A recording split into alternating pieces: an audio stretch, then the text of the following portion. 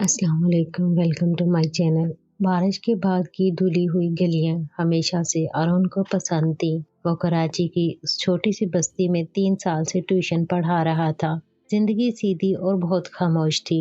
दिन भर कॉलेज, फिर शाम को ट्यूशन के चंद बच्चे और रात को किताबें। मगर उसे क्या पता था कि आज की शाम उसकी जिंदगी का रुख बदलने वाली है। जैसे ही वो अपने पटे हुए बाइक स्टैंड के साथ गाड़ी लगाता है, उसे मोबाइल पर एक नया नंबर नजर आता है।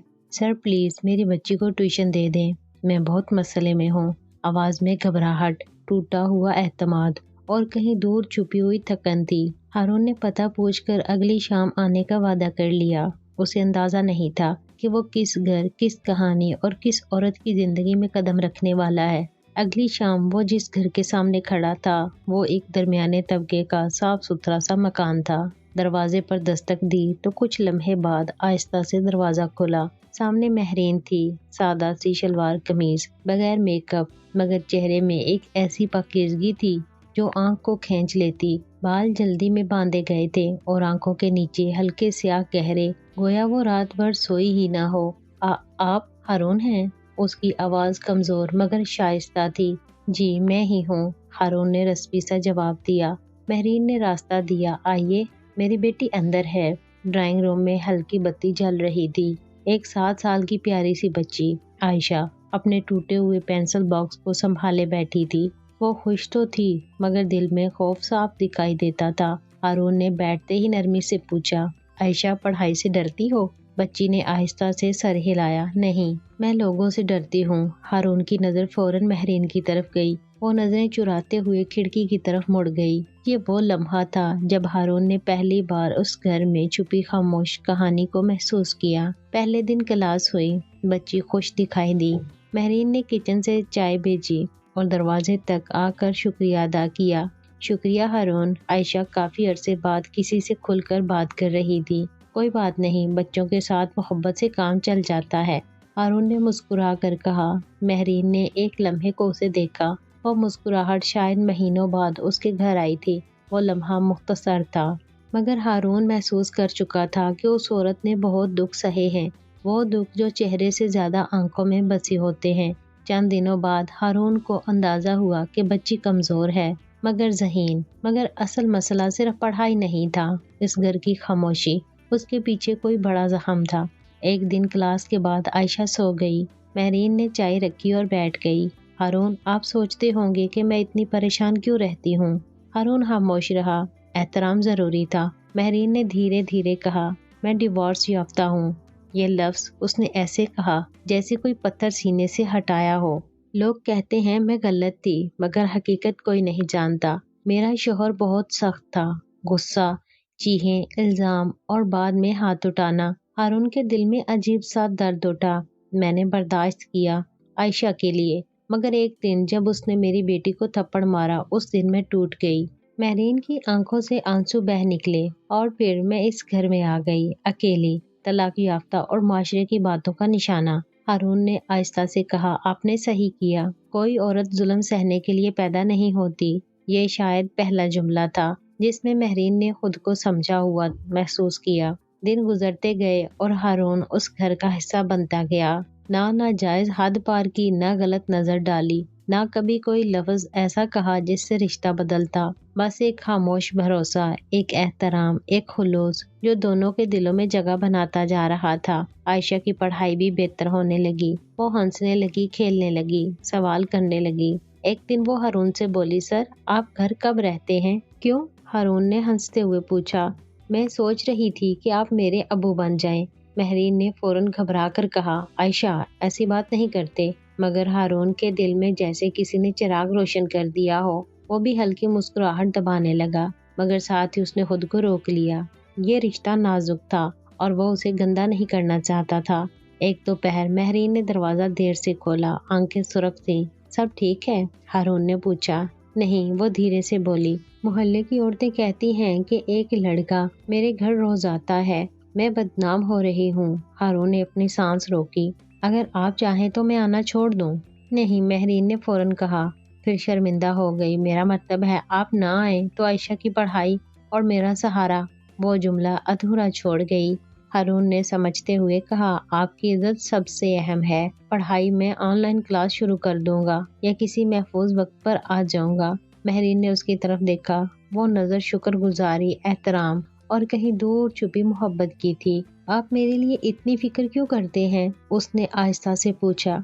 हारून ने नजरें झुका ली, क्योंकि आप मजबूत औरत हैं और आपकी जंग एक शख्स से नहीं पूरे मुआशरे से है। ये सुनकर महरीन की आंखें नम हो गईं। एक रात तेज बारिश हो रही थी। गली में बिजली चली गई।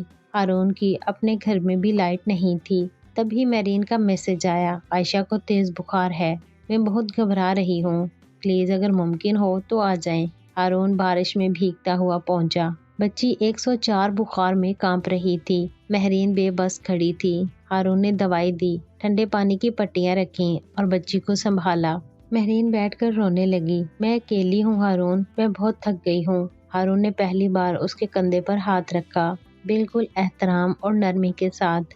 आप अकेली नहीं हैं, मैं हूँ और मैं रहा करूँगा। ये जुमला जैसे महरीन की 2.5 साल की तन्हाई का आखिरी दरवाजा टूट गया। वो आहिस्ता से उसके हाथ पर हाथ रखकर बोली, शुक्रिया हारून, आपने मुझे दोबारा जीने का हौसला दिया है।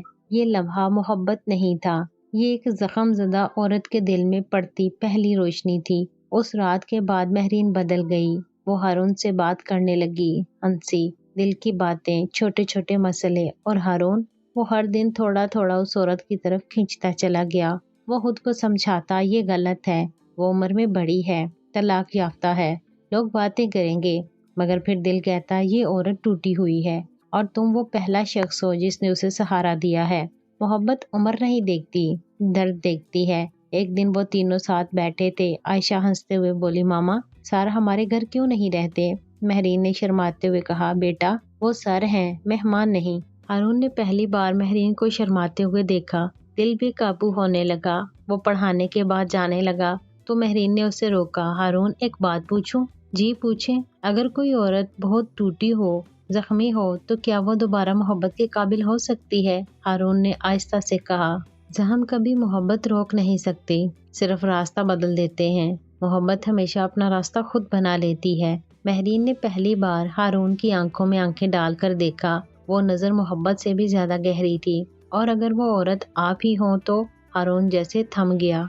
दिल तेज धड़कने लगा। महरीन, मुझे डर है कि कहीं लोग आपको नुकसान ना पहुंचाएं, आपकी इज्जत पे हर्फ ना आए। महरीन ने धीरे से कहा, इज्जत मोहब्बत से कमजोर नहीं होती, बेवफाई से होती है। ये लफ्ज हारून के दिल में बिजली की तरह लगा।